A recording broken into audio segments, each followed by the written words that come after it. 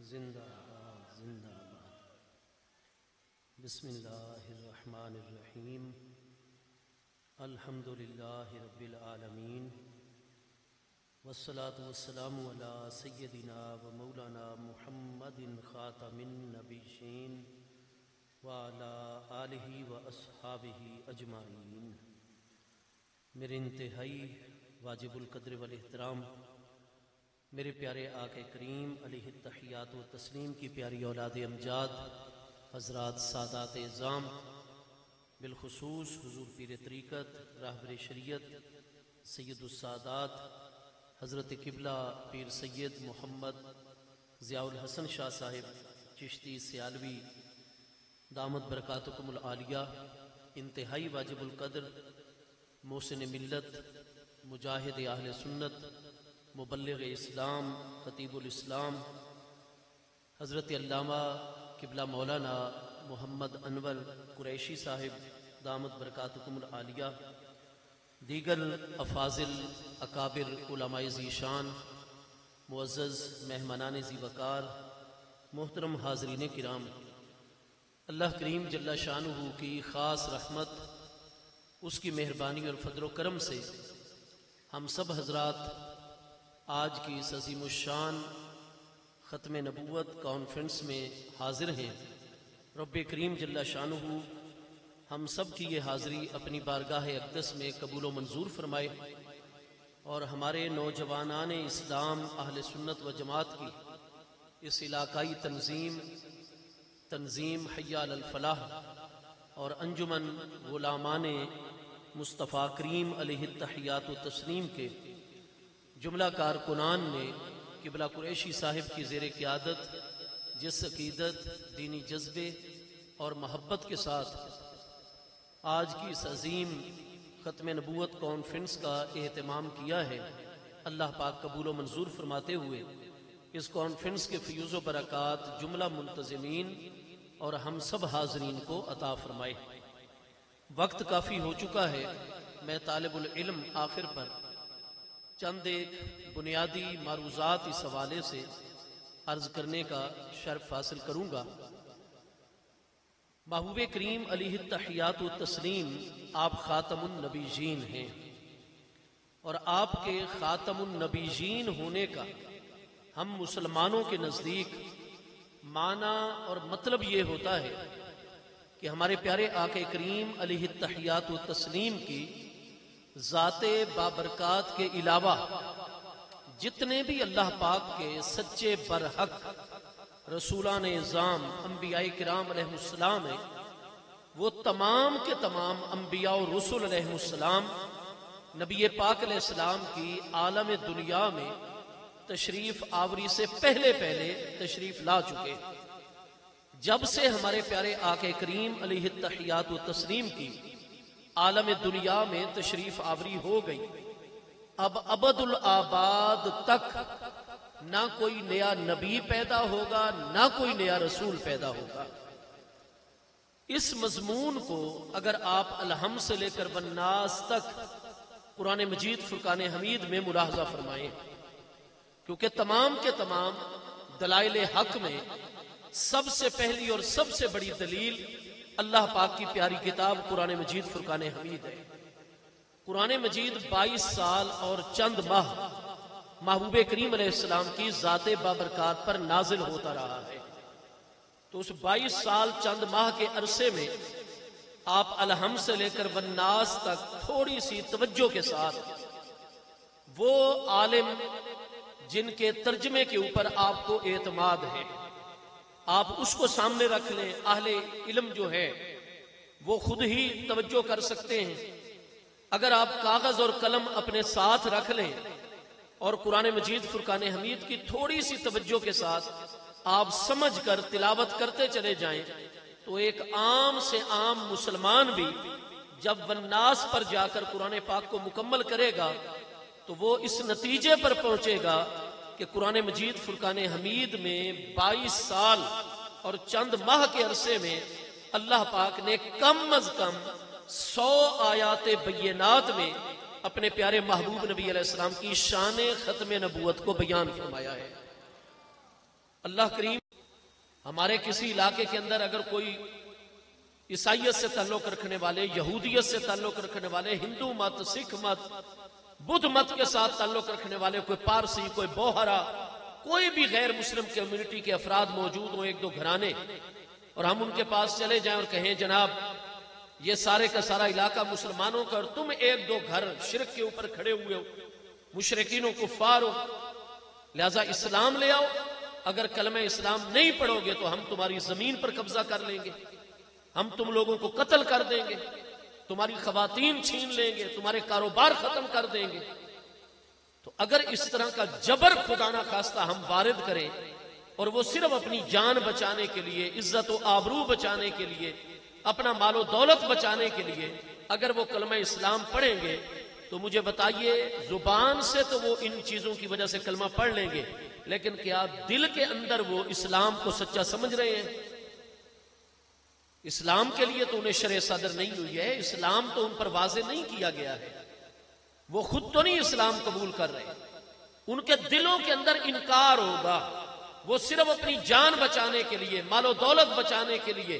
عزت و آبرو بچانے کے لیے وہ کلمہ اسلام پڑھیں گے. تو ایمان کی تو ڈیفینیشن اور تعریف میں بنیادی بات ہی ایمان کا معنی ہی ہے تصدیق قلبی، زبان سے اقرار کرنا اور دل سے تصدیق کرنا، اقرار باللسان تصدیق بالقلب. اب زبان پر ان کے اقرار ہو، زبان پر وہ کلمہ توحید پڑھ لیں، لیکن دل کے اندر انکار کر رہے ہوں، تو زبان پر کلمہ ہو دل میں انکار ہو، اس کو ایمان نہیں کہتے، اس کو منافقت کہتے ہیں کہ اندر تو اسلام کا انکار چھپا رکھا ہے، زبان سے اوپر اوپر اسلام ظاہر کر لیں، تو یہ منافقت ہوتی ہے. اللہ نے ہمیں منافق بنانے کا حکم نہیں دیا، اللہ نے ہمیں مومن بنانے کا حکم دیا ہے. اس لیے جب تک دل کی گہرائی میں ایمان نہ اتر جائے آپ قائل کریں، دعوت دیں، ایسے ماحول بنائیں بڑے پیار محبت کے ساتھ کہ لوگ اسلام کو سمجھیں، اسلام کے لیے ان کے سینے کھل جائیں.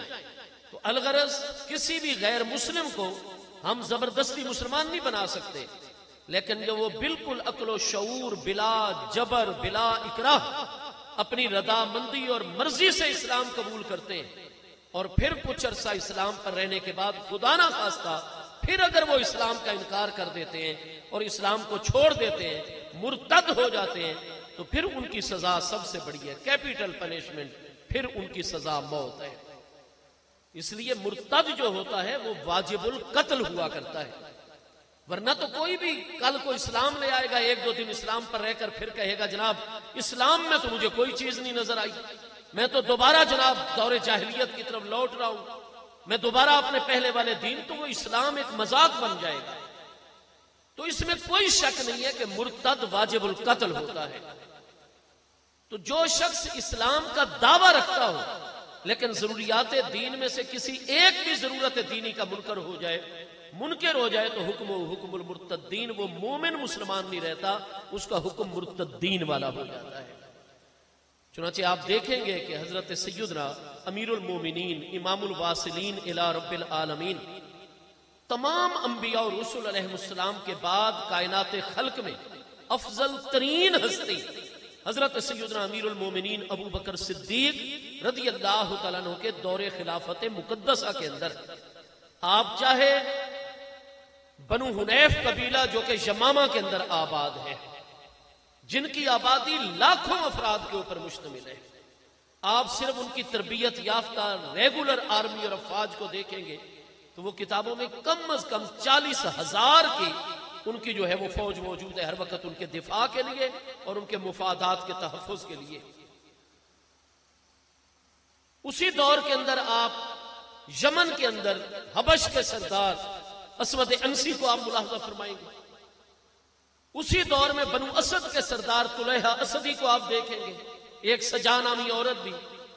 محبوب کریم علیہ السلام کے وصال اقدس کی خبر عام ہوتے ہی یہ بعد والے 3 اشخاص اور مسلمہ کذاب نے تو نبی پاک علیہ السلام کی حیات طیبہ دنیاوی مقدسہ کے آخری دنوں کے اندر اس نے جناب دعوی نبوت کر دیا. یمامہ کے اندر قبیلہ بنو حنیف کے اندر مسلمہ حنفی نے، یمامہ کے سردار نے، وہ اللہ پاک کو مانتا تھا، اللہ پاک کا انکار نہیں کرتا تھا، وہ مصطفیٰ کریم علیہ السلام کی نبوت اور رسالت کا بھی منکر نہیں تھا. وہ کہتا تھا کہ مصطفیٰ کریم علیہ السلام اللہ کے سچے نبی اور رسول علیہ السلام ہیں اور تمام رسولان اعظام میں افضل رسول ہیں. وہ کہتا تھا نماز بھی برحق ہے، اذان بھی برحق ہے، اقامت بھی برحق ہے، زکوٰۃ، عشر، ہر ایک حکم شرعی پر عمل کر رہا ہے. آپ یمامہ میں دیکھیں گے اس دور، آپ کتابیں پڑھیں کتنی مساجد اس نے آباد اور تعمیر کروائی ہیں. تو اذانیں جاری ہیں، اقامتیں جاری ہیں، سارے کے سارے سلاسل اسلام والے جاری ہیں وہاں، سارے معاملات. لیکن اس نے مصطفیٰ کریم علیہ السلام کی ایک شان مقدس اور خصوصیت مقدسہ، شان ختم نبوت کا انکار کر دیا. اور اس نے کہا کہ لقد اشرکنی اللہ فی نبوت محمد علیہ السلام فہو نبی المدائن وانا نبی القرى. مصطفیٰ کریم علیہ السلام برحق نبی ہیں، لیکن اللہ تعالیٰ نے مجھے ان کی نبوت میں شریک بنا دیا ہے. وہ آخری نبی نہیں ہے. اللہ تعالیٰ نے ان کو شہروں کا اور پڑھی لکھی آبادیوں کا نبی بنایا ہے، اور مجھے دور دراز کے دیہات، قرى، بستیوں کا اور جنگلوں میں رہنے والے عام سادہ لوگ، ان پڑھ انسانوں کا نبی بنا کر بھیجا ہے. اسی طرح چند دوسرے لوگوں نے نبوت کا دعویٰ کیا. آج جو غلام قادیانی کے پیروکار ہمیں یہ کہتے ہیں کہ قرآن مجید فرقان حمید کے اندر ایسی آیات موجود ہیں جن میں یہ چیز واضح ہو جاتی ہے کہ نبوت کا سلسلہ جاری ہے. تو میرے دوستو، حضرات اہل بیت اطہار رضوان اللہ تعالی علیہ مجمعین، حضرات مہاجرین و انصار صحابہ کرام رضوان اللہ تعالی علیہ مجمعین کو یہ شرف حاصل ہے کہ انہوں نے براہ راست صاحب قرآن مصطفیٰ کریم علیہ السلام کی زبان اقدس سے قرآن سنا اور حفظ کیا ہے. قرآن کا معنی اور قرآن کی تفسیر حضرات اہل بیت اطہار کی مقدس ہستیوں نے، حضرات صحابہ کرام کی پاکیزہ ہستیوں نے خود صاحب قرآن سے اس کا معنی لیا ہے. ان کو براہ راست مصطفیٰ علیہ السلام کی شاگردی کا شرف حاصل ہے. اور مصطفیٰ کریم علیہ السلام کی نبوت اور رسالت کے منصب کی بنیادی ترین ذمہ داریوں میں یہ بات ہے کہ آپ نے اللہ پاک کے کلام کے معنی کو آگے بیان فرمانا ہے. چنانچہ قرآن پاک 14ویں پارے سورہ نحل کی آیت نمبر 44 میں اللہ پاک کا ارشاد گرامی ہے، اے میرے پیارے محبوب نبی علیہ السلام، ہم نے یہ پیغام، یہ کتاب، یہ ذکر، یہ نصیحت آپ پر اس لیے نازل فرمایا لِتُبَيَّنَ لِلنَّاسِ مَا نُزِّلَ إِلَيْهِمْ، کہ جو کچھ اللہ پاک کی طرف سے نازل فرمایا جاتا ہے لِتُبَيَّنَ لِلنَّاسِ، آپ تاکہ اس کو کھول کھول کر لوگوں کے سامنے بیان فرما دیں. تو قرآن مجید فرقان حمید کی آیات کی بنیادی طور پر دو قسمیں ہیں. آیات متشابہات، وہ اللہ اس کے پیارے محبوب علیہ السلام کے درمیان راز و نیاز ہے، ہم مکلف نہیں ہیں کہ ہم ان کا علم حاصل کریں. دوسری ہیں قرآن پاک کی آیات، آیات محکمات، اور آیات محکمات کے متعلق قرآن پاک میں اللہ پاک کا ارشاد گرامی ہے ہن ام الکتاب، وہ اصل کتاب ہے. محبوب علیہ السلام کی ذمہ داری ہے لِتُبَيَّنَ لِلنَّاسِ مَا نُزِّلَ إِلَيْهِمْ. اس لیے اس وقت تک محبوب کریم علیہ السلام کا وصال اقدس نہیں ہوا، آپ عالم دنیا سے اس وقت تک تشریف نہیں لے کر گئے جب تک تمام کی تمام آیات محکمات کا معنی، ان کی تفسیر، ان کی تعویل، ان کی ہر توجیہ مصطفیٰ کریم علیہ السلام نے اپنے پیارے اہل بیت اطہار اور پیارے صحابہ کرام کو عطا نہیں فرما دی. میرے دوستو، اگر آج کچھ لوگوں کو 1450 سال کے بعد ایسی آیات نظر آ جاتی ہیں کہ جن میں یہ واضح ہوتا ہے کہ نبوت کا سلسلہ تو جاری ہے، محبوب علیہ السلام کے بعد بھی نئے نبی آ سکتے اور آتے ہیں، تو پھر اگر یہ چیز ہے تو مصطفیٰ کریم علیہ السلام کو تو قرآن کا معنی اللہ پاک نے سکھایا ہے، قرآن کے ہر لفظ کا معنی اللہ پاک نے عطا فرمایا ہے. واضح طور پر قرآن پاک میں اللہ پاک کا ارشاد گرامی ہے لا تحرک بہ لسانک. ہمارے پیارے آقا کریم علیہ السلام کی ذات بابرکات کو اللہ پاک کے کلام کے ساتھ اشتیاق اس طرح ہے، محبت اتنی ہے کہ جیسے جبریل امین علیہ السلام محبوب کریم علیہ السلام کے سامنے جلوہ گر ہو کر آیات بینات نازل فرماتے، ان کی تلاوت محبوب کریم علیہ السلام ساتھ ساتھ پڑھتے چلے جاتے. محبوب علیہ السلام اشتیاق اتنا غالب آ جاتا. اللہ پاک نے فرمایا میرے پیارے محبوب لا تحرک بہ لسانک لتعجل بہ. میرے پیارے محبوب جب جبریل امین علیہ السلام آپ کے سامنے قرآن پیش کر رہے ہو تو آپ ہر لفظ کے ساتھ ساتھ اپنی زبان مبارک کو حرکت نہ دیا کیجئے. آپ مجسمہ وقار بن کے سید الملائکہ حضرت سیدنا جبریل امین علیہ السلام کا ذکر اللہ پاک فرماتا ہے. ان کے سامنے آپ مجسمہ وقار بن کے آپ تشریف فرما رہی ہیں. لتعجل بہ. میرے حبیب آپ کو میرے کلام سے محبت اتنی ہے, آپ اس ذمہ داری کو خوب سمجھتے ہیں. میرے حبیب آپ جلدی اختیار فرماتے ہیں تاکہ جلد از جلد قرآن کے الفاظ بذریعہ جبریل علیہ السلام میرے دل مبارک کے اندر نقش اور ثبت ہو جائیں. آپ جلدی اختیار کرتے ہیں. میرے محبوب انا علینا جمعہ و قرآنہ, آپ اس چیز کی فکر بالکل نہ فرمائیں. بے شک آپ کے سینے اقدس کے اندر اس قرآن کا جمع کر دینا اور آپ کو پڑھا دینا انا علینا, یہ ہمارے ذمہ کرم کے اوپر ہے, یہ ہماری ذمہ داری ہے. انا علینا جمعہ و قرآنہ, بے شک قرآن پڑھائیں گے بھی ہم آپ کو, جمع بھی آپ کے دل مقدس اور سینے عالی میں ہم کریں گے. فَإِذَا قَرَأْنَاهُ فَاتَّبِعْ قُرْآنَهُ. جب بذریعہ جبریل علیہ السلام ہم یہ قرآن آپ پر پیش فرما رہے ہوں, آپ اس پڑھے ہوئے کی پیچھے پیچھے اتباع کیا کیجئے اور بعد میں اس کی دہرائی آپ فرمایا کیجئے. اس وقت آپ خاموشی کے ساتھ توجہ کے ساتھ تشریف فرما رہا کیجئے. آگے ارشاد فرمایا ثم انا علینا بیانہ, اور پھر قرآن کے ہر لفظ کا معنی بیان کر دینا انا علینا, یہ بھی ہمارے ذمہ کرم کے اوپر ہے. ثم انا علینا بیانہ. تو پھر قرآن پاک نے ہماری سورہ القیامت شریف میں کیا رہنمائی فرمائی؟ مصطفیٰ کریم علیہ السلام کو قرآن پڑھایا بھی اللہ پاک نے, آپ کے سینے اقدس میں جمع بھی اللہ پاک نے فرمایا ہے, اور قرآن کے ہر لفظ کا معنی بھی اللہ پاک نے مصطفیٰ کریم علیہ السلام کو عطا فرمایا ہے. محبوب علیہ السلام کو اللہ پاک علم قرآن کا عطا فرما رہے ہیں, اور پیارے اہل بیت اطہار اور پیارے صحابہ کرام کو لِتُبَيَّنَ لِلنَّاسِ مَا نُزِّلَ إِلَيْهِمْ, حکم الہی پر مصطفیٰ کریم علیہ السلام قرآن کی ہر آیت محکمہ کا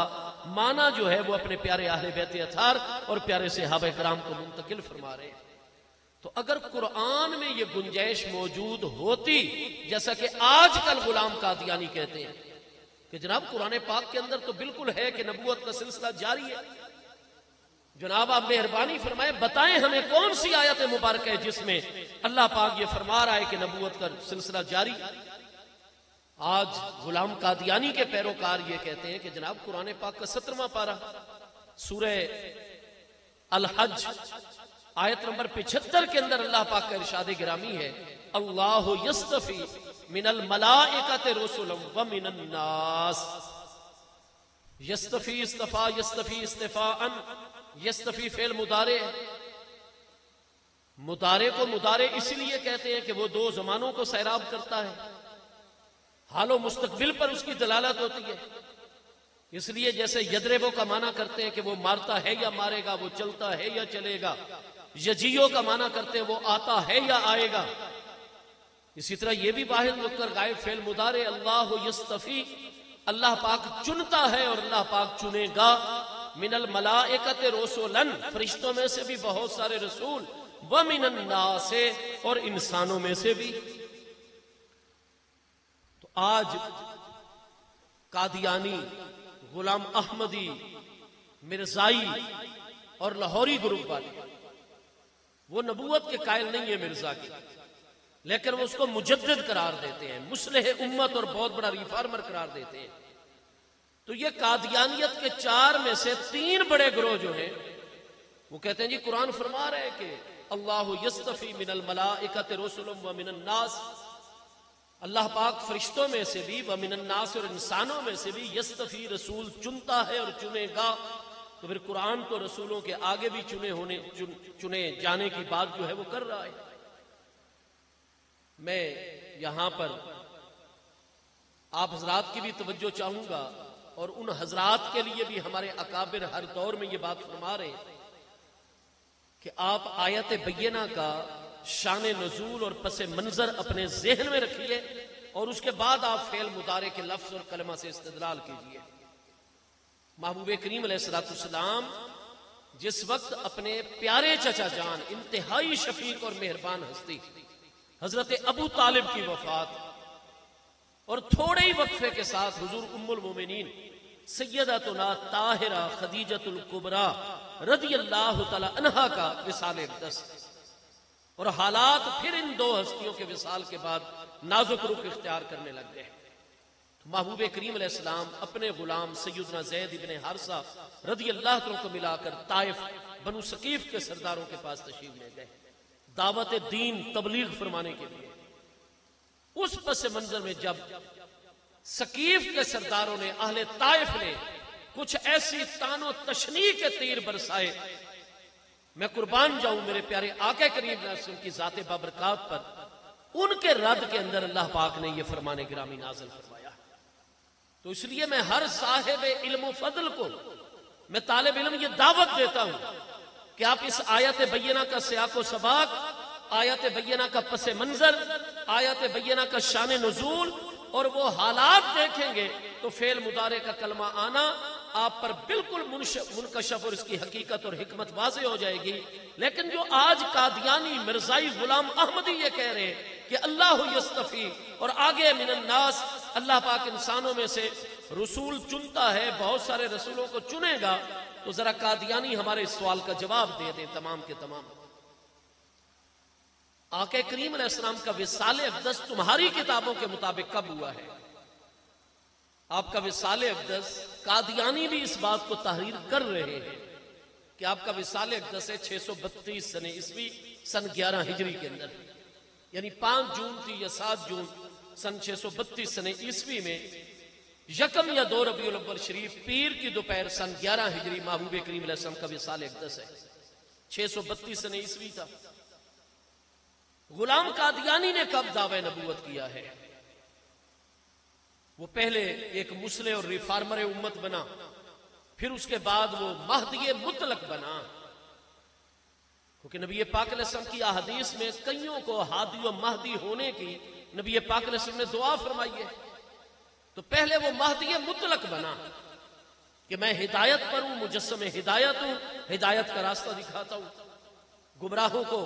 اور غیر مسلموں کو دعوت اسلام دیتا ہوں اور انہیں حق پر لے کر آتا ہوں۔ پہلے مہدی مطلق ہونے کا دعویٰ کیا،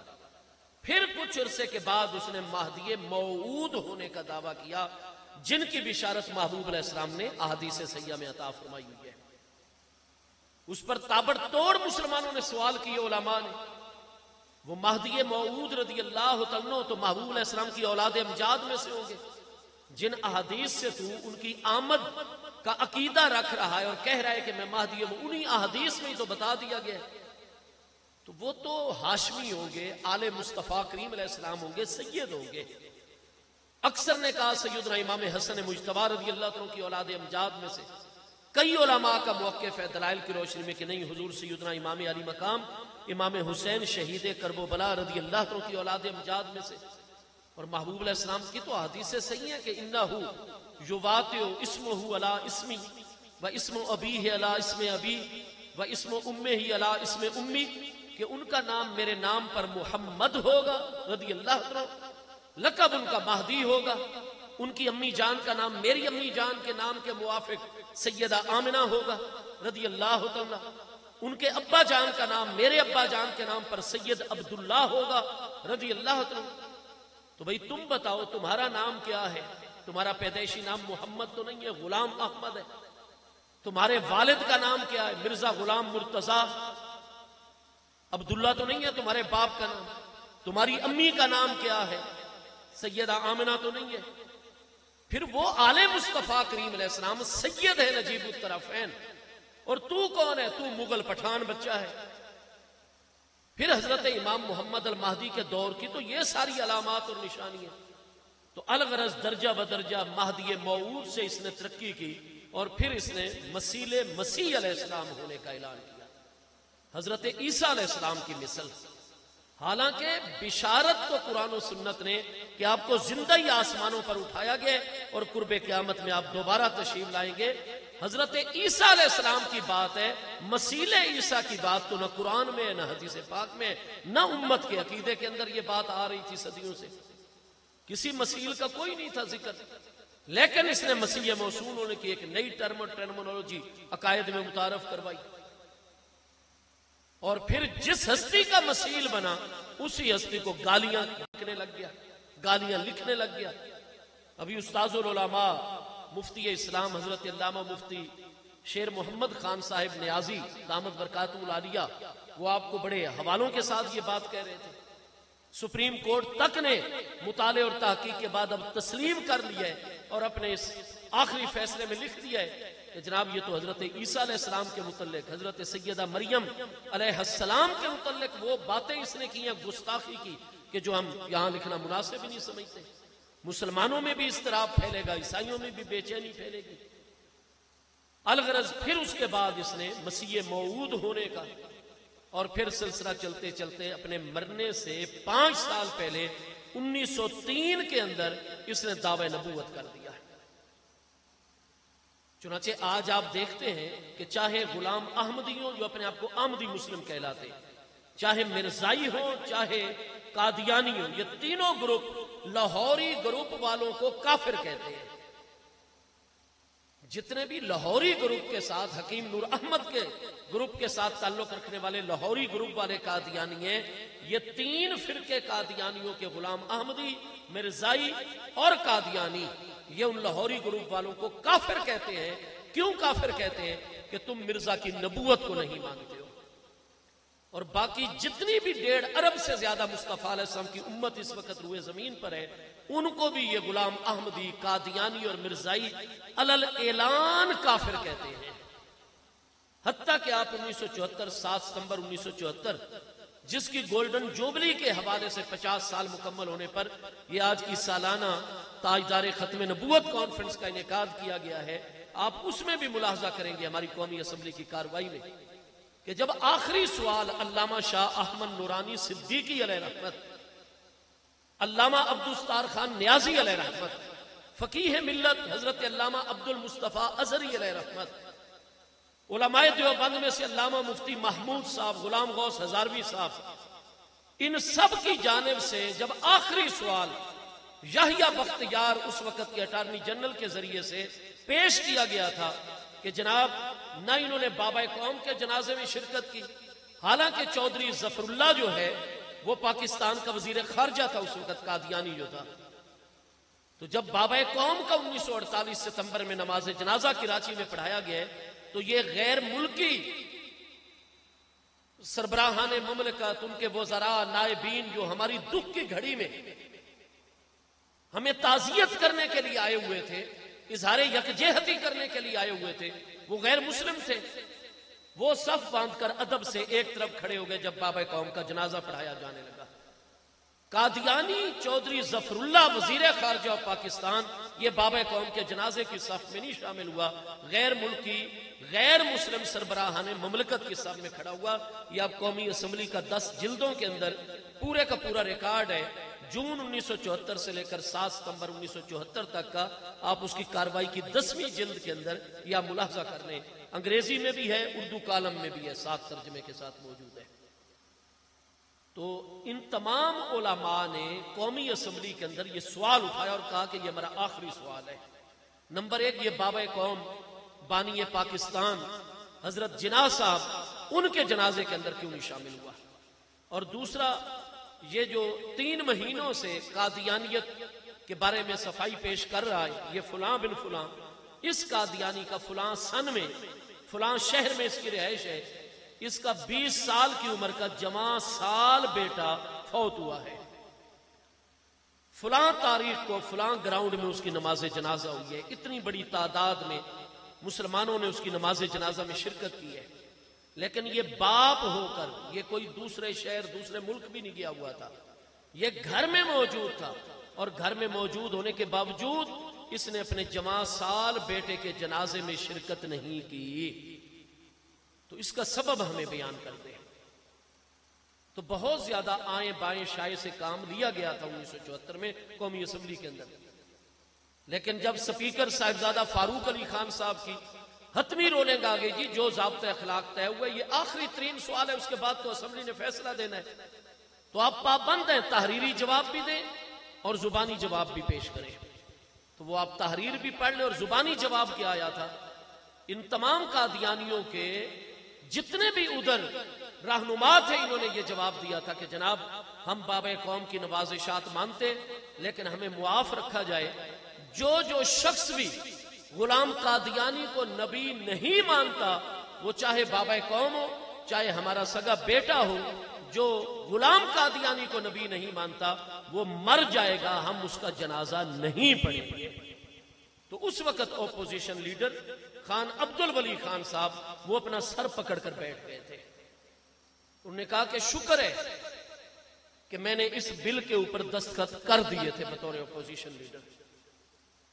فرمایا میں کوئی مذہبی آدمی نہیں ہوں, میں ایک سیکولر مائنڈ انسان ہوں, مجھے زیادہ معلومات نہیں ہیں ان چیزوں کی, لیکن علامہ شاہ احمد نورانی صدیقی جو ہیں جمعیت علماء پاکستان کے اس وقت کے پارلیمانی لیڈر, وہ میرے چیمبر میں باقی علماء اور اپنے ساتھیوں اور ارکان پارلیمنٹ کے ساتھ تشریف لائے تھے. انہوں نے مجھ سے گفتگو کی تھی تو میں نے انہیں کہا تھا کہ نورانی صاحب میں زیادہ مذہبی معاملات کو نہیں جانتا لیکن میں آپ کی شخصیت کو اچھی طریقے سے جانتا ہوں, آپ جیسا انسان کبھی غلط راستے پر کسی کو نہیں لگائے گا. تو میں نے نورانی صاحب پر اعتماد کرتے ہوئے میں نے وہ سائن کر دیے تھے, اور شکر ہے کہ میں نے سائن کر دیے, ورنہ جو جواب آج انہوں نے دیا ہے کہ جو قادیانی کو نبی نہ مانتا ہو وہ چاہے ان کا سگا بیٹا ہو, جگر کا ٹکڑا ہو, یا بابا قوم جیسی محسن شخصیت کہ جنہوں نے پہلی قانون ساز اسمبلی میں بھی ان کو بالکل ممبرشپ عطا کی, وزارت خارجہ بھی ان سے دلوائی گئی بابا قوم پر دباؤ ڈال کر, اور انہوں نے ہر ایک کو موقع دیا کہ جب قانون بنے تو ہر کسی کے ساتھ بات چیت ہو, کیونکہ اس وقت تک کوئی ایسی چیز قادیانیوں کے بارے میں علماء تو کلیئر کر چکے تھے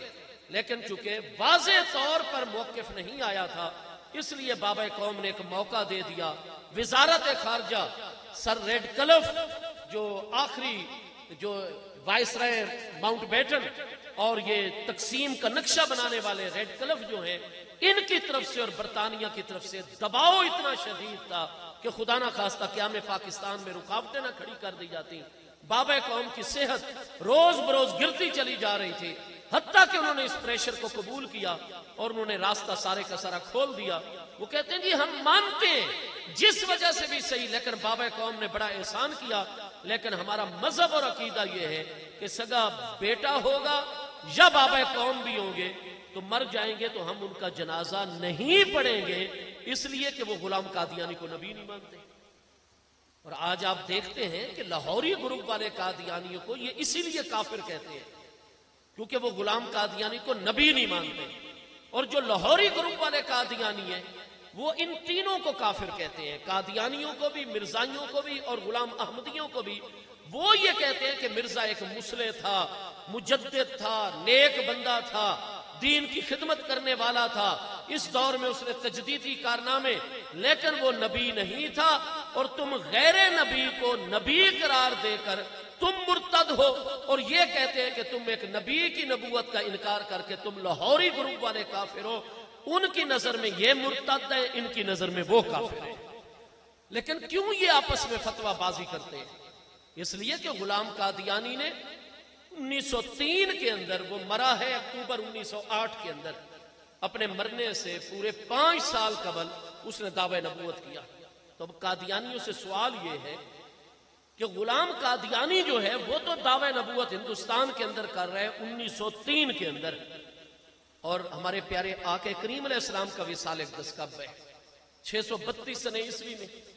1903 میں سے آپ سے 632 نکالیں گے تو باقی 1371 سال آ کر بچیں گے. تو یہ درمیان میں جو 1371 سال کا عرصہ آ رہا ہے, اور تم یہ کہتے ہو اللہ یستفی من الملائکۃ رسلا ومن الناس, کہ اللہ تعالیٰ فرشتوں میں سے بھی انسانوں میں سے بھی رسول چنتا ہے اور چنتا رہے گا. تو ان گزشتہ غلام قادیانی سے پہلے جو نبی علیہ السلام کے وصال اقدس تک 1371 سال گزرے، اللہ نے جب انسانوں میں سے رسول چننے تو تم قادیانی اور غلام احمدی غلام قادیانی سے پہلے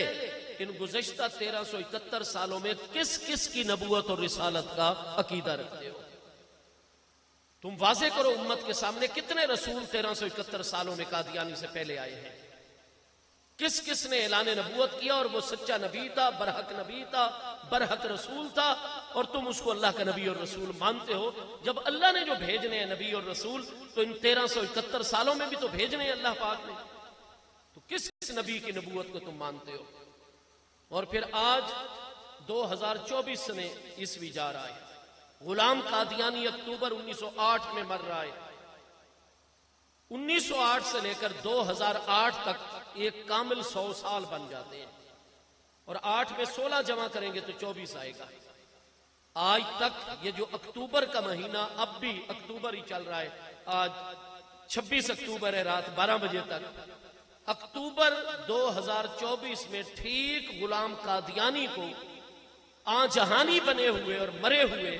اس شخص کو 116 سال گزر چکے ہیں۔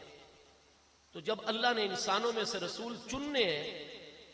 تو قادیانی کے مرنے کے بعد ان 116 سالوں میں کتنے نبی آئے ہیں جن کی نبوت پر تم قادیانی اور غلام احمدی ایمان رکھتے ہو؟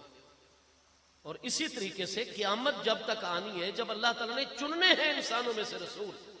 تو مستقبل میں تم کتنے رسولوں کی آمد کا عقیدہ رکھتے ہو؟ نہ تم مستقبل میں نبیوں کی آمد کا عقیدہ رکھتے ہو، نہ قادیانی کے مرنے کے 116 سال بعد آج تک کسی نبی کی آمد کا تم عقیدہ رکھتے ہو، نہ تم نبی پاک علیہ السلام کے وصال اقدس سے لے کر قادیانی کے دعوی نبوت تک درمیان کے 1371 سالوں میں کسی نبی کی نبوت کے قائل نہیں ہو، تو کیا یہ آیت بینہ صرف اس غلام قادیانی کے لیے آئی تھی؟ تو آپ اس کے پس منظر سے، شان نزول سے، سیاق و سباق سے ہٹا کر ایک آپ جو ہے وہ غلط تعریف مانوی کے مرتکب ہو رہے ہیں قرآن پاک میں، الغرض اس طرح کے دلائل کے ساتھ۔ تو میں گزارش یہ کروں گا کہ قادیانی جو ہے وہ عالم اسلام کے خلاف سب سے بڑا کائنات کا فتنہ ہے۔ آخری بات میں عرض کروں گا، اسی لیے کہ جب کوئی بھی شخص نبی پاک علیہ السلام کی ختم نبوت کے حوالے سے شک اور شبہ کا شکار ہو جاتا ہے تو وہ قرآن پاک کو مکمل کتاب پھر نہیں مانتا، مکمل کتاب ہدایت نہیں مان سکتا۔ جو شخص یہ سمجھتا ہے کہ نیا نبی آ سکتا ہے، ممکن ہے، وہ پھر نبی پاک علیہ السلام کی تعلیمات کو کامل نہیں مانتا۔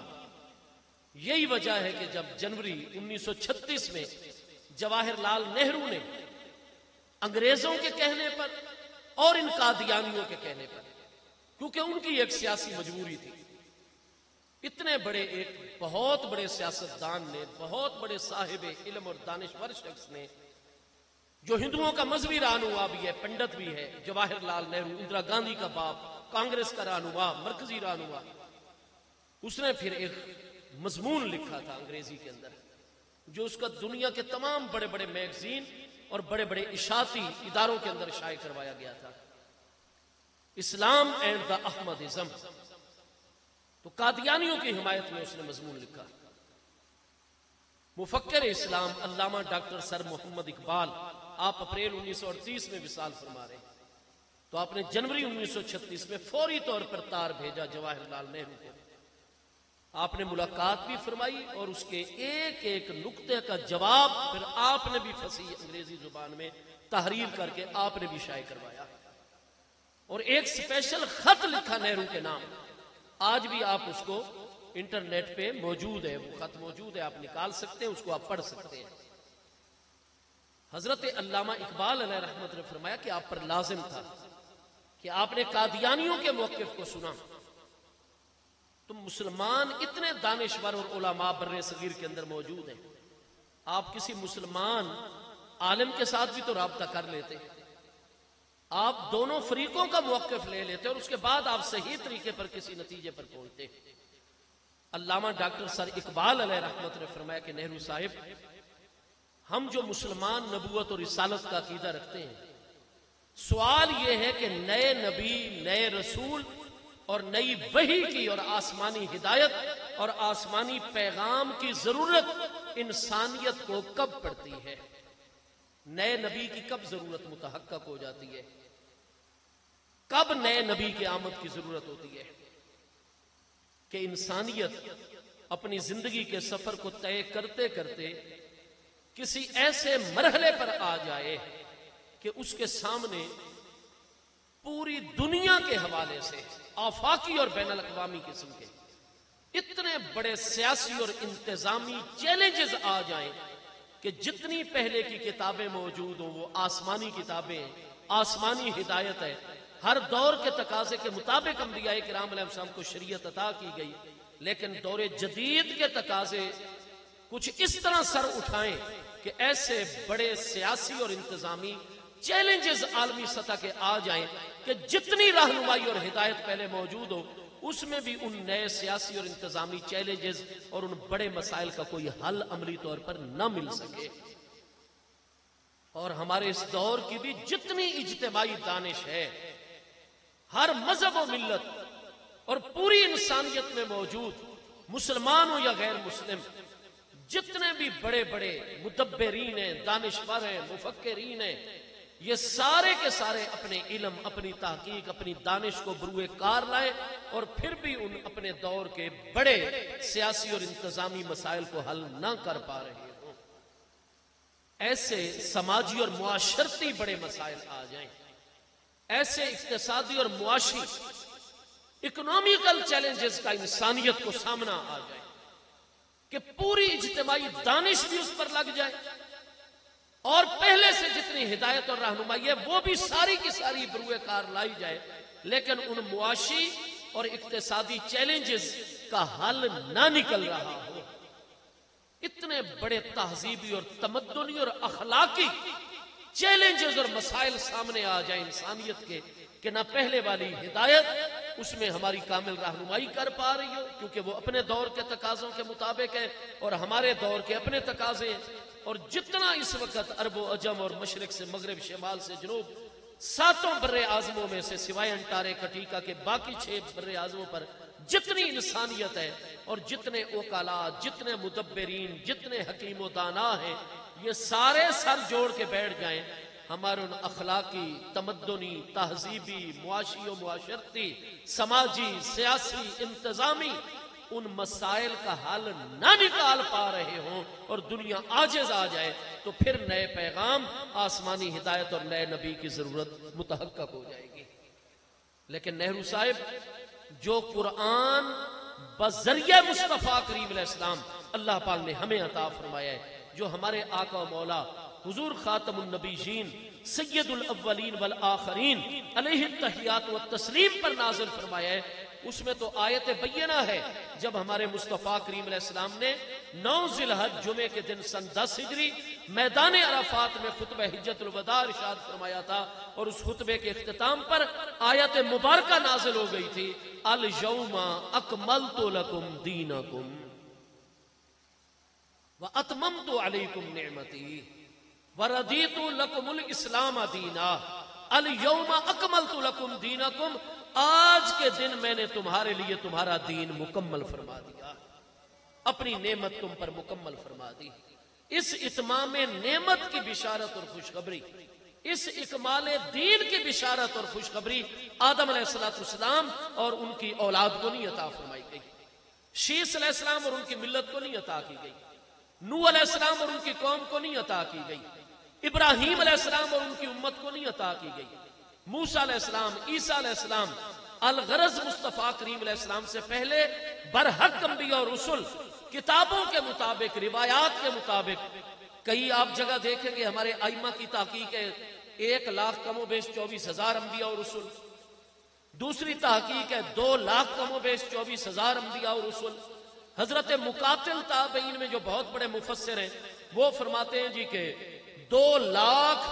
اور 40,000 انبیاء اور رسول علیہ السلام کم و بیش ہے۔ ہاں جی، حضرت دہاق جو ہے ان کی تحقیق یہ ہے کہ جناب 10 لاکھ اور 26,000 انبیاء اور رسول کی مبارک تعداد ہے۔ ہاں جو سب سے چھوٹا فگر اور عدد ہے وہ ہے کم و بیش 1,24,000، اور اکثر علماء بعد والے اسی کو بیان کرتے ہیں، کتابوں میں یہ سارے اقوال موجود ہیں۔ تو الغرض جتنے بھی برحق انبیاء اور رسل، چاہے 1,24,000 یا جتنی بھی کتابوں میں مبارک تعداد ہے، کسی بھی نبی اور رسول علیہ السلام اور ان کی امت و ملت کو الیوم اکملت لکم دینکم کی بشارت نہیں عطا فرمائی گئی۔ یہ بشارت ملی ہے تو خاتم النبیین مصطفیٰ کریم علیہ السلام اور آپ کی امت کو ملی ہے۔ تو فرمایا الیوم اکملت لکم دینکم کا مطلب کیا ہے؟ دین کے مکمل ہونے کا مطلب کیا ہے؟ فرمایا مسٹر نہرو صاحب، میں شیخ محمد اقبال، ہاں جی آپ نے اپنے بارے میں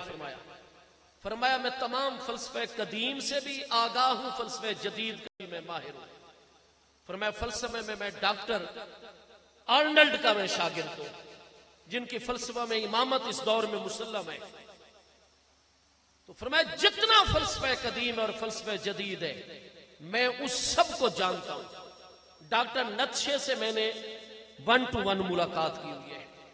فرانس میں جا کر ڈاکٹر برگسان سے میں ذاتی طور پر ملا ہوں۔ میں ان ساروں کے فلسفے سے آگاہ ہوں، اور آپ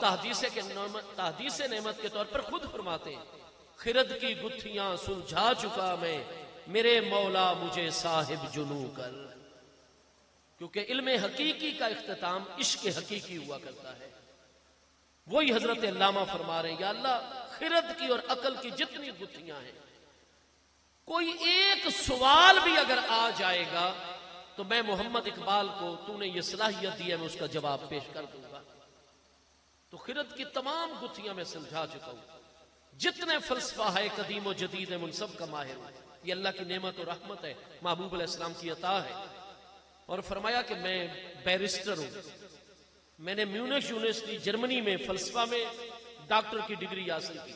ڈاکٹریٹ کی ڈگری اور ماسٹر کی ڈگری، اور لندن کے اندر میں نے جدید لا اور قانون میں بیرسٹر ہوں، اور میں فقہ اسلامی کا بھی ماہر ہوں، اور میں مقاصد شریعت کا بھی ماہر ہوں۔ میرے استاد شمس العلماء سید میر حسن صاحب ہیں سیالکوٹی، اور وہ سیالکوٹی خاندان علم کے اندر اپنا ایک الگ مکتبہ فکر رکھتا ہے، اپنا ایک الگ طریقہ کار اور پہچان رکھتا ہے۔ تو فرمایا کہ میرا چاہے فلسفے میں ہو، چاہے وہ لا کے اندر ہو اور قانون کے اندر قدیم و جدید، یا فقہ اسلامی کے اندر ہو، میں دنیا کے بڑے بڑے نامور اساتذہ کا شاگرد ہوں، اور میں ان ساری چیزوں کا جائزہ لے چکا ہوں۔ تو میں آپ کو یہ عملی طور پر کہتا ہوں کہ نہرو صاحب، آپ پورے قرآن نہیں، قرآن پاک کی وہ 500 آیات احکام جو ہیں آپ ان کا علم حاصل کر لیجئے، اور پھر آپ اس وقت جو آپ کے سامنے آپ کے دور میں پوری دنیا موجود ہے، آپ تمام انسانیت اور پوری دنیا کے جتنے بڑے بڑے زندہ مسائل ہیں آپ ان کو بھی سمجھ لیجئے۔ اگر آپ کو اس وقت انسانیت کے زندہ مسائل جتنے ان سب کا مکمل ادراک ہے، ان پر مکمل عبور ہے، آپ علی وجہ البصیرت شعوری سطح پر سمجھتے ہیں کہ یہ بڑے عالمی مسائل ہیں اور ان کو حل ہونا چاہیے، فرمایا یہ مسائل کا آپ ادراک کر لیں اور قرآن پاک کی 500 آیات احکام کا علم حاصل کر لیں، آپ یہی کہنے پر مجبور ہو جائیں گے کہ دنیا کا کوئی ایک بھی ایسا مسئلہ نہیں جس کا وافی، کافی اور مستقل شافی حل قرآن پاک اپنے اصولوں کے اندر بیان نہ فرما رہا ہو۔ فرمایا آپ بھی یہی کہنے پر مجبور ہو جائیں گے جو میں نے کہا ہے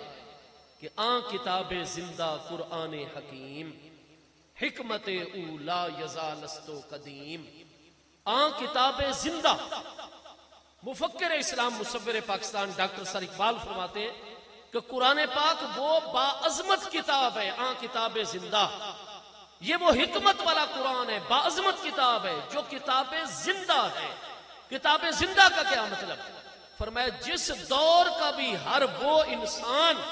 جو اپنے دور کے تمام عالمی اور مقامی مسائل پر مکمل نگاہ رکھتا ہوگا اور ہر پرابلم، ہر مسئلے، ہر چیلنج کو سمجھتا ہوگا اور اس کے ساتھ قرآن پاک کی آیات احکام کا مکمل مفسر اور عالم ہوگا، تو وہ بھی یہی کہے گا کہ کتاب زندہ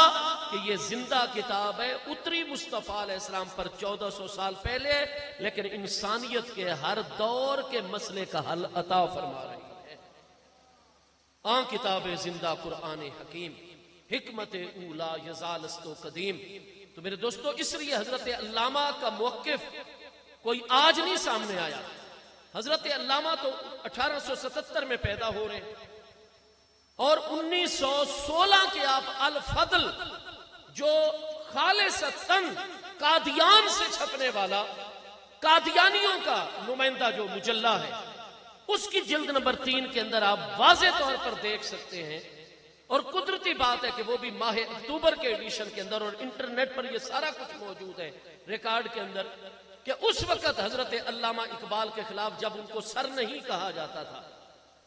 شیخ محمد اقبال جب ان کو کہا جاتا تھا، اور ان کو ایڈوکیٹ اور بہت بڑا وکیل کہا جاتا تھا، یہ 1916 کی میں بات کر رہا ہوں، جب ڈاکٹر سر اقبال 77 سے لے کر 1900 تک یہ بنتے ہیں 23 سال کی عمر، اور 23 میں 16 آگے جمع کریں گے تو 39 سال جہاں بنیں گے۔ ابھی 40 سال علامہ اقبال کی عمر مکمل نہیں ہوئی تھی، اس وقت قادیانی الفضل اپنے مجلہ کے اندر جو ہے وہ لکھ رہے ہیں کہ یہ ایڈوکیٹ جو شیخ محمد اقبال ہیں سیالکوٹ والے لاہور کے اندر، یہ جناب ہر طرف جو ہے پیغام عام کر رہے ہیں، اور انہوں نے اسلام اور قادیانیت کا جو ہے وہ تقابل پیش کر دیا ہے، اور یہ کہہ رہے ہیں کہ قادیانی کسی صورت مسلمان نہیں ہے۔ مسلمان علماء اور زعماء کو چاہیے کہ بر صغیر کا ایک اجلاس منعقد کریں، اور اس میں قادیانیت پر غور کر کے متفقہ فیصلہ جاری کریں کہ قادیانی غلام احمدی کبھی بھی مسلمان نہیں ہو سکتے، بلکہ ملت اسلامیہ سے ان کو بالکل خارج کر کے باہر دھکیل دینا چاہیے۔ قادیانی اخبار الفضل جو ہے وہ باقاعدہ ڈاکٹر سر اقبال کے خلاف 1916 میں مہم چلا رہا ہے۔ تو حضرت علامہ محمد اقبال، آج کل کئی قادیانی کہہ رہے ہیں نا جی ڈاکٹر اقبال تو قادیانی تھے پہلے، ان کے والد شیخ نور محمد علیہ رحمت وہ تو قادیانی تھے۔ تو بھائی اگر آپ الفضل کے ہی مختلف شمارے اس دور کے دیکھ لیں گے تو آپ کو ڈاکٹر اقبال کے والد گرامی شیخ نور محمد اور حضرت علامہ محمد اقبال، ان کا یہ موقع بعد میں نہیں ہے، نہ وہ کبھی قادیانی رہے ہیں، نہ کبھی ان کی تائید۔ اللہ تعالیٰ نے ان کو وہ بصیرت عطا کی تھی، وہ جب سے فتنہ سامنے آیا تھا حضرت اقبال مسلسل اس فتنے کی سرکوبی کر رہے تھے۔ یہ قادیانیوں کا طریقہ واردات ہے کہ بر صغیر کے اندر جتنی بڑی بڑی ممتاز علمی شخصیات ہیں، فکری شخصیات ہیں، شعر و ادب کے حوالے سے مشہور شخصیات ہیں، من گھڑت قسم کے خط بن کے کتاب المکاتیب شائع کر دیتے ہیں، اور ان میں اپنی جانب سے سارا کچھ یہ کر کے، یہ پہلے رافضیوں کا بھی طریقہ تھا، یہود اور نصارہ کا بھی طریقہ تھا، اور ان کو یہ بطور میراث اب قادیانیوں کو بھی ملا ہوا ہے۔ تو آپ جتنی بھی اتنی بڑی مسلمانوں کی شخصیات ہیں ان کے بارے میں سوء ظن کا شکار نہ ہوا کریں، بلکہ مکمل طور پر پہلے تحقیق کر لیا کریں، پھر کسی نتیجے کے اوپر پہنچا کریں۔ تو الغرض قادیانیت، یہ بہت بڑا قادیانیت کی طرف توجہ کرنا، تو اس کا مطلب ہے کہ نئے نبی کی ضرورت، اور نئے نبی کی ضرورت کب ہوتی ہے؟ جب قرآن ناقص ہوگا، جب دین ناقص ہوگا، جب سیرت مصطفیٰ علیہ السلام اور سنت مصطفیٰ اور شریعت مصطفیٰ علیہ السلام کو ناقص قرار دیا جائے۔ نہیں، الیوم اکملت لکم دینکم، یہ دین کامل دین ہے، نئے نبی کی سرے سے کوئی ضرورت ہی نہیں ہے۔ آج ہماری نئی نسل چونکہ ایک بڑا ہی دور ایسا چل رہا ہے کہ ہر طرف کیپٹلزم، کمیونزم معاشرے کی بات کرتا ہے، لیکن خاص ہے ترکیب میں قوم رسول ہاشمی۔ ہم مسلمان پوری کی پوری انسانیت کے اندر دولت کی تقسیم برابری کی سطح کے اوپر کرنے کا الگ مستقل اپنا معاشی نظام رکھتے ہیں۔ اس وقت بھی جو ابو جہل خلاف ہوا تھا، ابو لہب خلاف ہوا تھا، اور 24 سردار مصطفیٰ علیہ السلام اور اسلام کے خلاف ہو گئے تھے، مسئلہ اس وقت بھی اصل معاشی تھا کہ جب مصطفیٰ کریم علیہ السلام نے غریب طبقے کو اوپر لانے کا حکم جاری کیا تھا۔ یہ غلام بھی آدم علیہ السلام کی اولاد ہیں، یہ بھی انسان ہے، اور تم ان پر جو ہے وہ قابض ہو گئے ہو، ان کے بھی حقوق ہیں بنیادی، جو خود کھاتے ہو ان کو کھلاؤ، جو خود پہنتے ہو ان کو پہناؤ۔ تو سب سے پہلے آپ کا چچا ابو جہل ابو لہب میدان میں آ گیا تھا. یا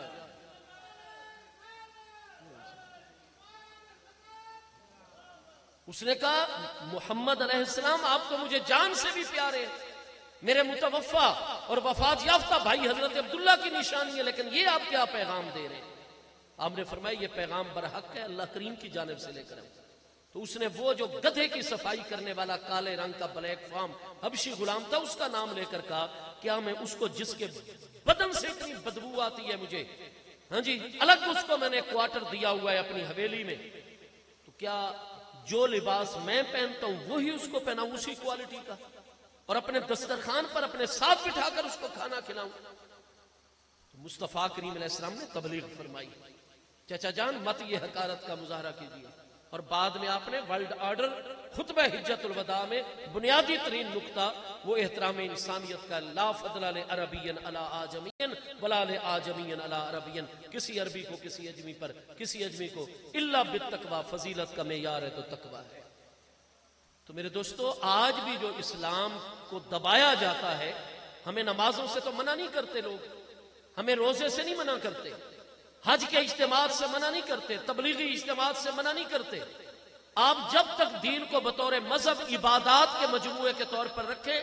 کسی کو کوئی پرابلم نہیں. پرابلم اس وقت آتی ہے جب آپ اسلام کا معاشی نظام معاشرے میں لانے کے لیے کوشاں ہوتے ہیں, اور جب آپ اسلام کا انتظامی, معاشرتی, سماجی اور سیاسی نظام کی بات کرتے ہیں تو اس وقت جو ہے کیپٹلزم بھی لرزہ برندام ہونے لگ جاتا ہے اور کمیونزم کی بنیادیں بھی ہلنے لگ جاتی ہیں. آج میں یہ سمجھتا ہوں کہ اس دور کے اندر پہلے تو ہماری ریاستوں کو پوری توجہ کرنی چاہیے, اور یہ عظیم لوگ ہیں. حیا الفلاح کی ہماری تنظیم تحصیل پنڈ دادن خان ضلع جہلم کے اندر, اور میں تو سمجھتا ہوں کہ یہ پورے ملک کے لیے عظیم قابل تقلید مثال ہیں یہ نوجوان, اور یہ ان کی خوش قسمتی ہے, بلکہ ان کے باپ دادا کی خوش قسمتی ہے. ان کے بزرگوں کی کچھ نیکیاں قبول ہوئی ہیں کہ حضرت علامہ محمد انور قریشی صاحب جیسی صوفیانہ مزاج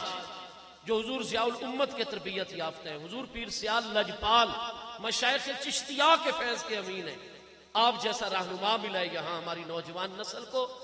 اس علاقے کے بزرگوں کی کوئی نانے دادے نانیوں دادیوں پردادیوں کی نیکیاں تہجد گزاریاں قبول ہوئی ہیں کہ جب ہر طرف الہاد کا فتنہ پھیل رہا ہے اور ہمارے کار پردازان ذمہ داروں کو کوئی فکر نہیں, ہماری یونیورسٹیوں کے اندر, ہمارے کالجز کے اندر, ہمارے تعلیمی ادارے, ہاں جی جہاں مکتب کی کرامتوں نے ظاہر ہونا تھا اور بڑی بڑی شخصیات نے پیدا ہونا تھا, جس کے پہلے ہم پرائمری سکول ہائی سکول میں جب میں پڑھتا تھا لکھا ہوتا تھا جناب بالکل پیشانی کے اوپر لوح کے اوپر کہ قسمت نوع بشر تبدیل ہوتی ہے یہاں, ایک مقدس فرض کی تکمیل ہوتی ہے یہاں. ان تعلیمی اداروں میں آج منشیات کا دورہ ہے, کوئی بھی نہیں روک رہا. ہمارے بچے نشاور چیزوں کے عادی بن کے بالکل اپنے آپ کو اپنی قوم کو ختم کر رہے ہیں. ہماری پیاری بیٹیاں جو پڑھنے کے لیے جاتی ہیں وہ اپنے معاشرے کے استحکام کا باعث بنتی. پاکستان میں 52% سے آگے خواتین کی آبادی چلی گئی ہے, لیکن وہ بھی نشے کے اندر مبتلا. میں سمجھتا ہوں آج چیلنجز اتنے زیادہ ہیں کہ بے شمار, لیکن اللہ تبارک و تعالیٰ نے کوئی مرض ایسی نہیں نازل فرمائی جس کے مقابلے میں دوا نہ عطا فرمائی ہو. میں تنظیم اپنے نوجوانوں کی تنظیم حیا الفلاح,